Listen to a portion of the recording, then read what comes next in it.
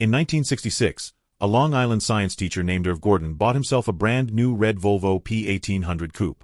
He then proceeded to drive that exact same car, with its original engine and original transmission, for the next 44 years, eventually logging more than 3 million verified miles before Guinness World Records officially crowned it the highest mileage car ever driven by a single owner. That is not a marketing slogan, and it is not an urban legend. It is a documented fact, proof of an era when engineers built machines designed to be driven into the ground, not machines engineered around a 3-year lease cycle and a monthly software subscription.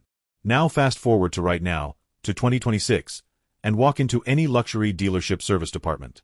Ask the advisor behind the counter what it costs to replace a stretched timing chain on a 2-liter turbocharged 4-cylinder with barely 80,000 miles showing, or what a replacement air suspension compressor runs on a 5-year-old German SUV the moment the factory warranty expires. The number will genuinely make your stomach turn, and it happens far more often than any manufacturer wants you to know. Meanwhile, somewhere on the used market, a 20-year-old luxury SUV with a naturally aspirated engine and a simple torque converter automatic just crossed another 100,000 miles without so much as a check engine light, and its owner spent the money they saved on a family vacation instead of a transmission overhaul. Here is the uncomfortable truth the modern luxury SUV market desperately does not want you thinking about.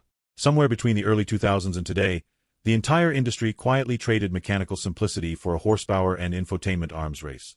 Direct injection engines now cake their intake valves in carbon deposits because fuel no longer washes over them on its way into the cylinder, a problem so common that owners are now paying for walnut shell media blasting just to clean the valves out. Tiny, highly stressed turbocharged 4-cylinders run boost pressures that would have been unthinkable a generation ago, all while trying to survive on thinner, more efficient factory oil. Air suspension systems, adaptive dampers, and literally dozens of individual computer modules now talk to each other over a single shared data network, and when just one of those modules fails, an otherwise healthy vehicle can be rendered completely undrivable. The used car market is now absolutely littered with 3- and 4-year-old luxury SUVs sitting in independent repair shops racking up repair bills that rival a car payment. But there is a golden window that existed before this complexity explosion truly took hold, a run of luxury SUVs built with naturally aspirated engines, simpler hydraulic steering, basic electronics, and cabins that still feel genuinely upscale decades later. Today we are counting down 6 of them, real production vehicles with real engineering pedigrees, the kind of machines that will comfortably outlast almost anything currently sitting on a dealer lot with a 5-figure price tag. By the time we reach the final entry on this list, you will understand exactly why so many mechanics quietly park these older models in their own driveways instead of the flashy new arrivals sitting on the showroom floor. If that sounds like your kind of automotive content, go ahead and hit that subscribe button right now, because we drop a fresh deep dive into forgotten engineering legends every single week, and you genuinely do not want to miss the next one. Let's get into the countdown. Sliding into spot number 6 is a vehicle most shoppers today have completely forgotten even existed, the Infiniti QX4, built across a single generation from 1997 through 2003. Underneath that softer leather-lined Infiniti badge sits the exact same body-on-frame chassis as the Nissan Pathfinder of that same era, which means this is not some soft crossover pretending to be tough. This is a genuine truck platform wrapped in wood trim and heated seats. Early production models ran a 3.3-liter, single overhead cam V6 producing a modest 168 horsepower and 196 pound-feet of torque, solid but hardly thrilling.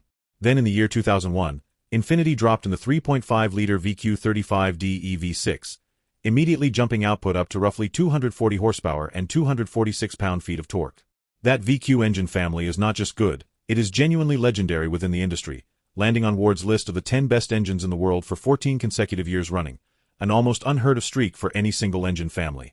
Combine that bulletproof V6 with an authentic body-on-frame chassis, a proper low-range transfer case, and Infiniti's all-mode 4-wheel drive system, and you end up with a luxury SUV that shrugs off the kind of neglect and abuse that would leave a modern unibody crossover stranded on the shoulder of the highway. Inside, buyers got heated leather seating, a Bose premium audio system, and enough genuine wood trim to remind you this was Nissan's flagship luxury brand, not merely a badge-engineered Pathfinder. And because it rides on that genuine truck frame, the QX4 can tow and handle rough terrain in ways a modern unibody luxury crossover, no matter how expensive, was simply never engineered to attempt. Yes, the ride is noticeably firmer than anything else on this list, and the cabin technology is basically non-existent by today's standards. No touchscreen, no built-in navigation to speak of. But ask any long-term owner and they will tell you the exact same thing. This truck simply refuses to die, and clean examples are becoming genuinely rare collector pieces precisely because owners keep driving them instead of scrapping them. Moving up to spot number 5, we land on the second-generation Acura MDX, produced from 2007 through 2013. Unlike the truck-based QX4, this is a unibody SUV sharing its underpinnings with the Honda Pilot and Honda Odyssey of the same era, delivering a noticeably more car-like ride without sacrificing meaningful durability. Under the hood sits Honda's 3.7-liter, single overhead cam, VTEC V6, producing a genuinely strong 300 horsepower and 275 pound-feet of torque, sent through either a 5-speed automatic, or from 2010 onward, a 6-speed automatic transmission. Here is the detail that actually matters for long-term ownership. This generation of MDX predates Honda's variable cylinder management technology, meaning there is no cylinder deactivation hardware to eventually fail and none of the oil consumption headaches that plague later Honda and Acura V6 engines equipped with that system. Power reaches all four wheels through Acura's super-handling all-wheel drive system, which actively torque vectors power between the rear wheels, delivering genuinely impressive handling for a 3-row family SUV of this size and weight. Acura even fitted this generation with the ELS surround sound system, a genuinely well-regarded audio setup co-developed with Panasonic that still sounds impressive today, and this generation earned some of the strongest crash test results of any 3-row SUV sold during its era. Interior quality holds up remarkably well too, with real metal switchgear, a logically laid-out dashboard, and none of the capacitive touch panels that turn into unresponsive junk on modern luxury interiors after a few brutal summers. The second and third row seats fold flat with simple mechanical levers, no motorized tracks or electric latches to eventually short out, which means the cargo area still works exactly the way it did the day it left the factory in Lincoln, Alabama.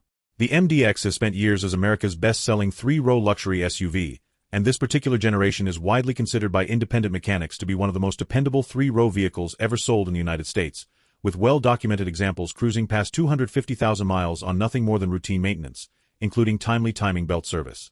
At spot number 4, we head across the Atlantic to Gothenburg, Sweden, for the first-generation Volvo XC90, specifically the 2.5T variant offered from roughly 2003 through 2006, before later engine revisions arrived. Yes, this one technically has a turbocharger, which seems to break our simplicity rule, but stick with me here because this is nothing like a modern high-strung turbo 4. Volvo's B5254T is a cast-iron block, 5-cylinder engine borrowed from the same modular white block family used across the Volvo S60, S80, and V70 of that era, running low, conservative boost pressure for a comfortable 208 horsepower and 236 pound-feet of torque.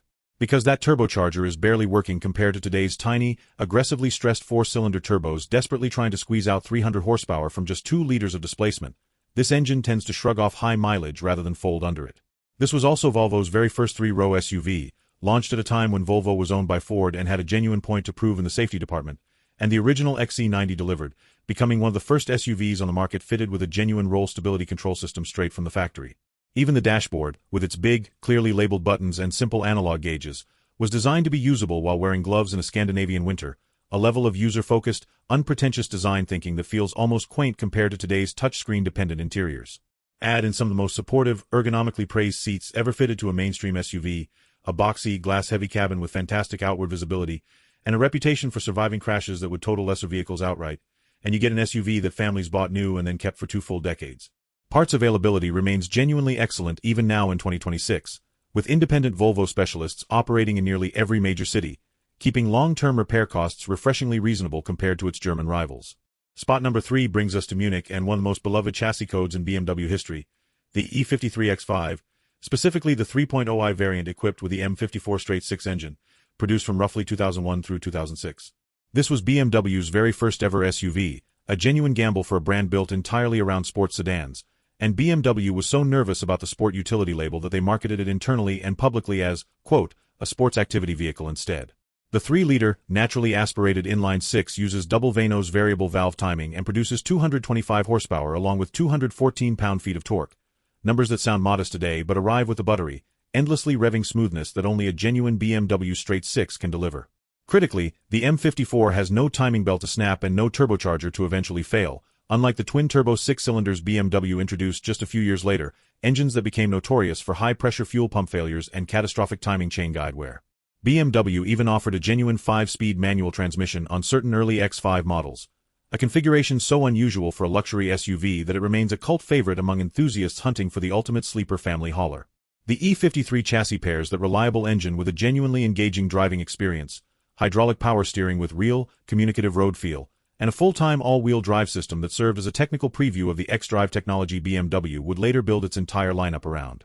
Inside, you get proper analog gauges, an early, simple version of iDrive in later model years that can be safely ignored if you prefer physical buttons, and switchgear that genuinely feels tighter than plenty of luxury SUVs built 2 decades later. Well-maintained examples routinely cross 200,000 miles on their original engines, provided owners stay diligent about cooling system maintenance, which remains this generation's single most well-known weak point. At spot number 2, we arrive at the vehicle that basically invented the modern luxury SUV segment for Mercedes-Benz, the W163 ML320, built from 1998 through roughly 2003. This is also the exact SUV that appeared as the go-to safari vehicle throughout Steven Spielberg's The Lost World Jurassic Park back in 1997, a full year before the ML officially went on sale to the public, giving Mercedes one of the single biggest product placement moments in automotive history and building enormous anticipation before a single customer unit had even shipped. Now, let's be completely honest here, because accuracy matters more than blind hype. The earliest examples, built at Mercedes' brand new Vance, Alabama plant, the company's first ever factory outside of Germany, genuinely did suffer some early quality control headaches, interior rattles, and electrical gremlins that showed up repeatedly in period reliability surveys. But here's the twist most people do not expect. Underneath that rocky early build quality sits a genuinely tough, 3.2-liter, single overhead cam V6, internally designated the M112, producing 215 horsepower and 229 pound-feet of torque. Some early examples even used Mercedes' 3-valve per-cylinder, twin-spark ignition design to hit strict emissions targets without relying on complex modern catalyst technology. This engine is naturally aspirated, mechanically straightforward, and remarkably tolerant of the kind of deferred maintenance that would strand a modern turbocharged Mercedes within a single missed oil change interval. Once Mercedes ironed out those early build quality issues following a 2002 facelift, the ML became a genuinely dependable 5-seat luxury SUV. Today, more than 2 decades later, well-sorted examples with documented maintenance histories remain shockingly affordable ways to own that first true wave of Mercedes luxury SUV comfort, air-conditioned leather seating, a genuinely hushed cabin, and a ride quality that modern run flat tires and adaptive air suspension still struggle to match. And now, saved for last because absolutely nothing else on this list even comes close, the vehicle that essentially invented the entire luxury crossover category as we know it today, the first-generation Lexus RX 300, built from 1998 through 2003. When Lexus launched this vehicle, most of the industry did not even know what to call it, and automotive journalists at the time widely credited it as the machine that kicked off the entire car-based crossover movement, a unibody chassis borrowed directly from the Toyota Camry and Sienna, wrapped in a taller, far more comfortable body, delivering a noticeably smoother ride than any body-on-frame SUV on the market could ever hope to match. Under the hood sits the 1MZFE, a 3-liter, 24-valve V6 with variable valve timing, producing 220 horsepower and 222 pound-feet of torque, paired with a simple, virtually indestructible 4-speed automatic transmission. There is no turbocharger here, no direct injection carbon buildup, no dual clutch complexity whatsoever, just a smooth torque converter automatic and a V6 engine descended from the exact same Toyota engine family that still powers legendarily long-lived Camrys and Avalons on the road today. Independent longevity studies consistently rank Lexus and Toyota products at the very top of the list for vehicles most likely to cross 200,000 and even 300,000 miles, and the first-generation RX is a textbook example of exactly why. Full-time all-wheel drive, a cushioned wood and leather cabin that still feels genuinely upscale by modern standards, and drivetrain components engineered with such enormous safety margins that owners routinely report crossing 300,000 miles with nothing more than oil changes, transmission fluid swaps, and standard brake and tire wear along the way. In 2026, a clean, well-maintained first-generation RX 300 remains one of the single smartest used luxury purchases on the entire planet, a genuine engineering triumph quietly hiding inside a slightly boxy, unassuming body that most people drive right past without a second look. While flashier rivals from this same era have long since been scrapped for parts, well-kept examples of this first-generation RX are quietly appreciating among enthusiasts who finally understand what Lexus was building all along. So there you have it, 6 luxury SUVs proving beyond any doubt that real engineering, not touchscreen count and not horsepower bragging rights, is what actually keeps a vehicle alive for 2 or even 3 full decades.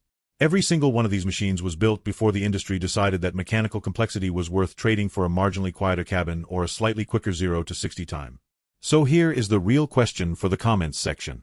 Which one of these 6 would you actually trust with your own money, the body-on-frame toughness of that Infiniti QX4, or the bulletproof, torque converter simplicity of that Lexus V6? Drop your pick down below. Let me know which forgotten engineering legend you think deserves its own full episode next, and I will see you in the next one.